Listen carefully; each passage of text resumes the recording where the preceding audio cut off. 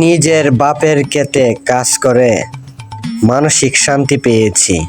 নিজের ক্ষেতে কাজ করে সকালে উঠে মনটাই ভালো হয়ে গেল। গরুকে নিয়ে আমি ক্ষেতে মই দিচ্ছি। এই ক্ষেতে পাট শাক বীজ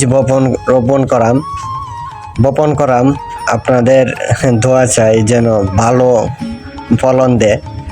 আর নিজেকে গর্বিত মনে করতেছি আমি এখনো পুরনো হালটা ধরে রাখতে পারবো কিনা, এই নাঙ্গলে কটি মইয়ের পাটি ধরে রাখতে পারি কিনা, এই উদ্দেশ্যে আমি কাজ করতেছি। আর গ্রামে কাজ করে, সকালে উঠে কাজ করে মনটা ভালো হয়ে যায়, শরীর স্বাস্থ্য ঠিক থাকে।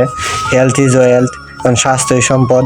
স্বাস্থ্য ভালো, সব ভালো। মন ভালো যার, সব ভালো তার।